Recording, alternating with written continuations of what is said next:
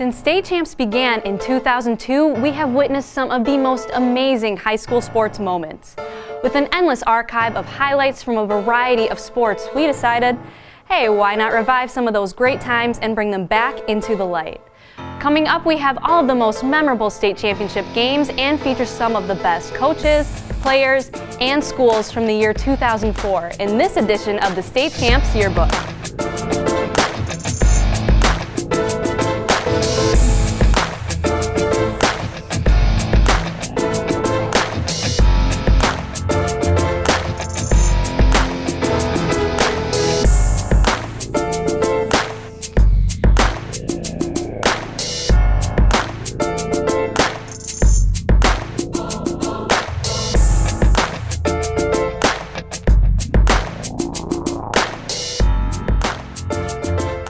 What's up, everybody? I'm Genna Skalski for State Champs, presented by Lawrence Technological University. 2004 was an amazing year for Michigan high school athletics, and we are going to recap the moments that stood out above the rest. Over the past 17 years, State Champs has been at the majority of state championship games for every sport. To kick things off, we are going to go back to the best of the 2004 Girls State Final games.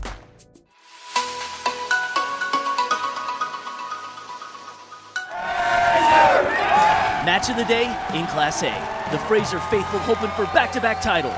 In red, East Kentwood and Fraser split 4 meetings this year. Rubber match for all the marbles. Katie Price, 20 spikes on the night. 14-8 Ramblers, game 1. Second game, a war. Adrian Leone gets the tip, 10-10 game. Miss Volleyball Angie McGinnis, bring it home.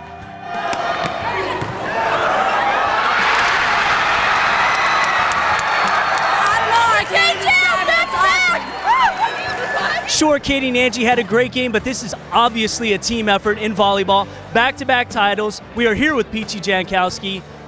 Wow, what a game. It was great. I mean, I still am in shock of winning another state championship. I mean, that's what we expected, and we did it. It was great. From Kalamazoo, I'm Lorne Plant for State Champs.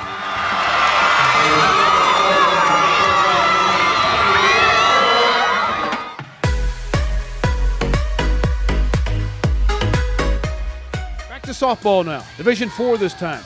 Waterford Our Lady of the Lakes at bat against Rogers City. Amber Braille rips a double to the gap, scoring Ashley Stolarski, 4-0 Lakers. Same inning. Alex Perino says, I can do that too. Alex brings home Vanessa Newcomb, and suddenly the defending state champs led 6-0.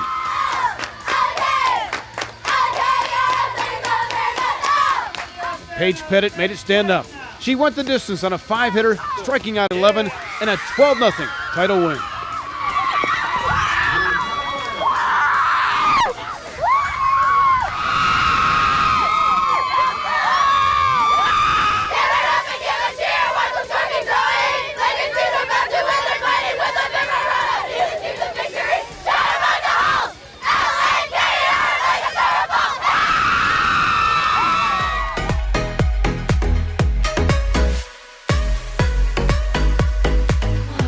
Jackets on 3. 1, 2, 3!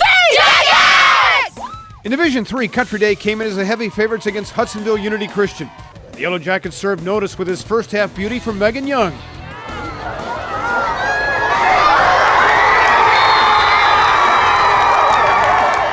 Melanie Smith also scored. It was a 2-0 game at the half.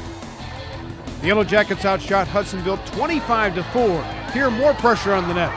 The Yellow Jackets hung on to win behind goalie Catherine Cunning, 2-0.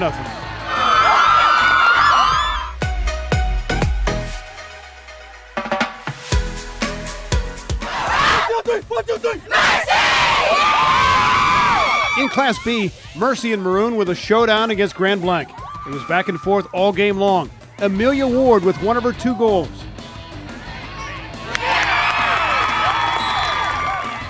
But the Marlins were still down 4-3 at the half. Dana Stahl cut the gap to 6-5.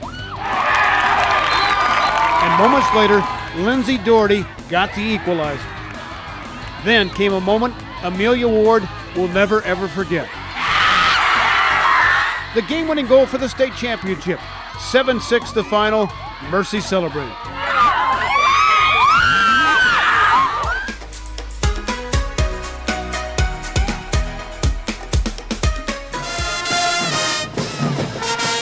The Martin Luther King Band welcoming the Lady Crusaders back into the finals for their second straight year. Lansing Waverly fans singing a different tune, this one right in their own backyard. First half action, King in black. All season long, LaQuisha Whitfield has filled the void left by graduated star Leisha Jones. The junior carried the load. She had 3 3-pointers in the first half, plus doing the dirty work here, helping Brittany Myatt off the break to get the foul after the finish. She had 13 points at the break, King up 18-17. Let's go, Casey! Let's go! Only a combined 7 points scored in the third, but with 2 minutes left, it got interesting. Waverly's Jocelyn Ingram drains a three, putting the Warriors back on top. A minute later, King gets a turnover. Whitfield starts a break and will get the ball to Myatt, who is able to grab the hoop and the harm. Crusaders now up by 2. In the end, though, Waverly converted 6 at the line due to King fouls, so this 3 by Jasmine Dixon as time ran out, not enough. Lansing Waverly first-time state champions, 33-32. King heartbroken, Whitfield put it in perspective. I know you can imagine how we feel right now, but I knew I had to step up this game because I really wanted to win it, because I think we worked too hard this year to come this far to lose by 1 point to Lansing Waverly. But I think I played good, and I think my other teammates played good, and I think we should just keep our head about this game because it's always next year. There is always next year, and our student reporter Luke Pope said it earlier in the show, this probably is the best PSL program that they've ever seen. From East Lansing, I'm Lorne for State Champs. Now, where would any team be without the guidance and strategic game planning of coaches? The men and women who help coach athletes are at times overlooked at the high school level. It's important to recognize those who care enough to dedicate their time to teaching important lessons and the correct way to play sports. Now we take a look back at 2 coaches who went above and beyond to impact their athletes' lives in a positive way.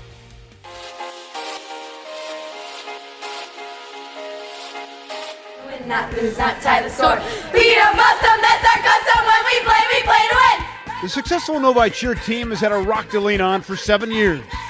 2 things. I want to give Chelsea a compliment because you had your legs straight out and straight to the side, and that every time I want it like that. The other thing was, But Amy Denny's is retiring from coaching, ready to enter a new phase of her life. I think the thing that I'll miss the most is the interaction on a daily basis with the girls. I think it's such an important part of their lives, and I like being active and interactive with girls of that age. Miss Denny's has been a great role model for me, not only in cheerleading, but also like her daily life. She's a teacher, and I want to go into that later in life, and everything she does, I just look up to her so much. All the girls that you've coached before us, and all the girls that you've affected with CAM, we'd like to present you with the honor of the State Champs Coach of the Week Award.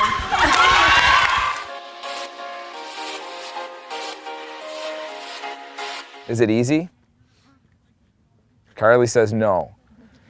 And Carly's fast, so you know that it's not easy. The man the cross-country runners at Milford call Sal is Brian Salyers, and his message not only reaches the boys' team, but the girls as well, equally. Without question, there's slight differences in how you interact with the athletes, but at the same time, we're very conscientious of the fact that we're not giving more attention to one or less attention to the other. He creates that family-like atmosphere that makes us want to bleed for each other and hurt for each other. And even off the field, he's taught me, I can't even tell you how much he's taught me about life. Ladies and gentlemen, today is a great day to run. Right? Come on, Zinkel, tell me. He just focuses on positive energy all the time. If you do something wrong on a race or whatever, he focuses on the good points instead of the bad points, and it really drives you to succeed for your whole team. You see the girls cheer on the guys and vice versa. We create an environment for success with both boys and girls, and it's really a family atmosphere, and they feed off of each other. Thanks a lot, Coach, for everything. You really pushed us to a different level. We couldn't have been state champs without you. Thanks, Dana. We can win state champs to give you the Coach of the Week award for this week. Well, thank you, Megan. Sail. Sail. Sail. Sail. Sail. A state title is not just some trophy that gets locked in a case to collect dust. It is the culmination of years of hard work put in by players, coaches, parents, and many more in order to cement their school's name into history. We're going to switch gears now and reminisce on some of the best boys state championship games from '04.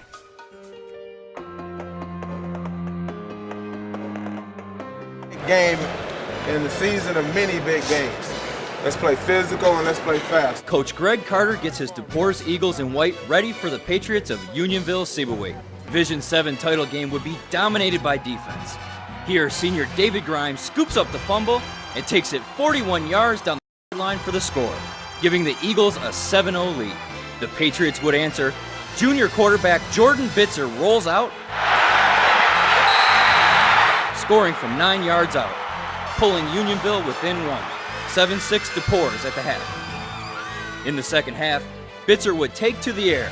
He hooks up with senior tight end Zachary Retzler for 26 yards, setting up a 3-yard touchdown run for a 14-7 Patriot lead. DEPORRES would not go away quietly. On 4th and goal, Justin Siller completes the pass to Grimes, who is stopped just short of the goal line, sealing the 14-7 victory. Holy cow, it's awesome. I never really imagined. I mean, I dreamed about it all the time, and oh, it feels great just being state champs.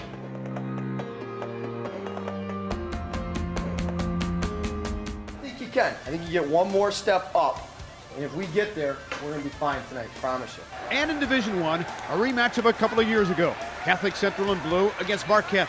Second period, Dave McGrady bangs it home, a 1-1 game. After the gang from the UP went up 2-1, Travis Hamway lit the lamp. So it was tied at 2 after 2. One goal was scored in the final period, and it came from Kurt Aho. Marquette wins its first hockey title in 9 years, 3-2. As for the Shamrocks, the end of a 5-year title run. For the Redmen, time to tell the world.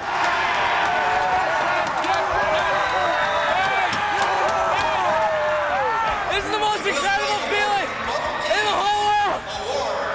I don't even know what to do.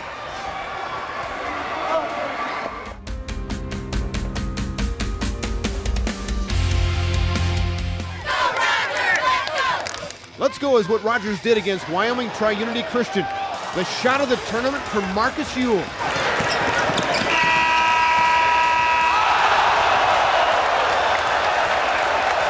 That closed the first quarter. Rogers defensively suffocated the gang from Western Michigan, like here. Jalon Perryman finished. He had a dozen points. Lorenzo shined the leading scorer, led him again with 26 to the spectacular way. So the Rangers go back-to-back, winning the Class D crown 69-38.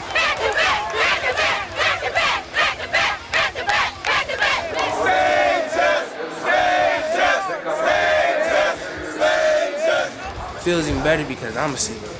Actually, I was a junior, and you know it was so. When you get a senior, it feels even better because you leave out on a good note.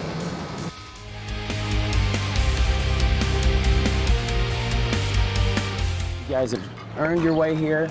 Work hard. Let's have some fun. Go out and get a state championship, all right? In Division IV, Rochester Lutheran Northwest making its debut in the state title game, taking on Bay City All Saints. First inning, the gang from Rochester squeezed into the lead.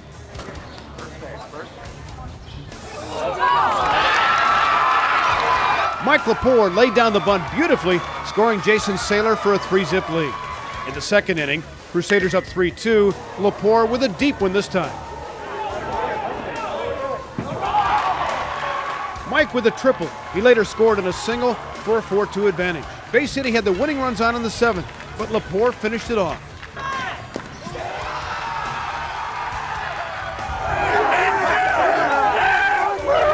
Mike saved the 6-5 victory for the first state crown of any kind for Lutheran Northwest.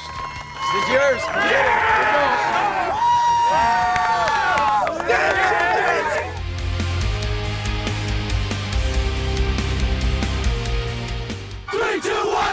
Let's start with Utica Eisenhower and dueling Okemos. Pat Rothshorn scored 8 minutes in. The guys from near Lansing led 2-0 at the half. You're right in the hunt here. Got to get the next goal. The Eagles, winners of their last 21 games, kept the pressure on. Way down and hit the crossbar, still 2-0. Moments later, though, Wade tried again. Ike now down 2-1. The Eagles kept the pressure coming, but watch the flying save by goalie Steve Topper. Okemos hangs on to win it all, 2-1. There has been some amazing athletes to come through Michigan high schools and move on to greater things. A couple of basketball players from a powerhouse Detroit team and a girl competing in one of the most difficult track and field events certainly left their mark, and we were there for the story 15 years ago.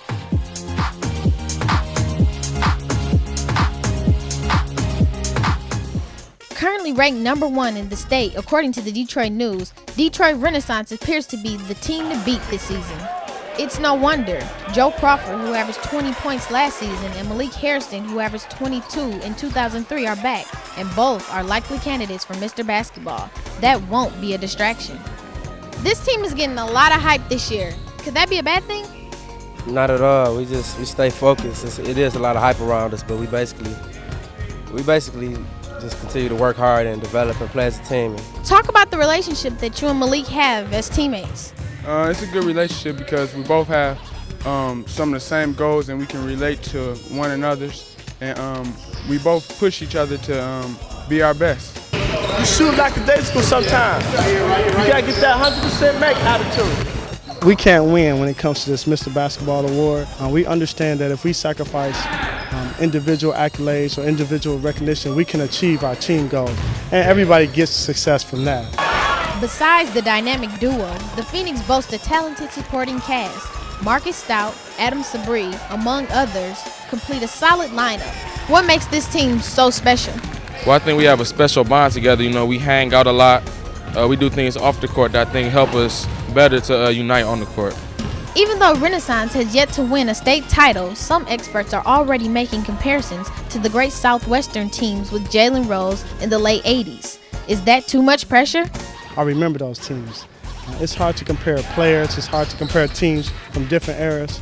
Michigan has great basketball teams, great basketball coaches, but whenever you can have a team with experience, with size, with a lot of skilled players, with as much talent as we have, it's our potential to win the state championship. Despite going 21-4 in the team's second PSL title last year, Crockett cut the season short in the quarterfinals.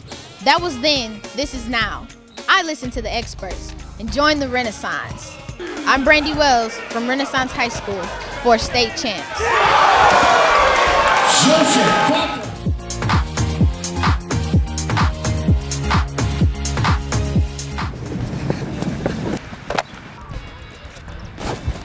Junior Stacy Tura, challenging gravity at Warren Cousino for the last 3 years and towering new heights each season. Tell me if my trail leg is straight, which is my back one, if I'm keeping it straight and then swinging it. While Stacy's warm-up starts at 8 feet, most girls try to reach that height. Her clearance of 10.5 feet broke the school record, which is #1 in the region and ties her for 4th in the state. But now that I'm in 11th grade, it's getting more serious, and I'm just trying to get higher and higher each time to maybe become the state champion. In only 2 full seasons, Stacy has learned how to use this monstrous pole to clear 10.5 feet. Now that seems a bit scary. However, Stacy sees something completely different. Like at the lower heights, I am just used to it, I just go. But when I get to like the higher heights, sometimes I start thinking, but I just don't let it get the effect of me, I just do it. She not only stars on the team, she helps coach the team. Keep your hand behind your back. She's really easy to talk to. She's not like an older coach where you got that age difference. You know, you feel like you're on a lower level. She's more at our level. She knows, you know, what we're feeling. The kids respect her and they listen to her. She's a very nice person. And luckily, the other students are very coachable. Her comfort with coaching is apparent, but she stays focused on a set plan for the future. My goal is to go to college and university and go for a scholarship if it's possible, if one will give me one. Good luck, Stacy. For State Champs, I'm Tara Van Teen. Well, that wraps up another yearbook, and we hope you enjoyed a look back into the memorable year of 2004. Don't forget to follow State Champs Net on all of our social media platforms for everything going on in high school athletics and even more throwback highlights. Thanks again for watching, and we'll see you next time.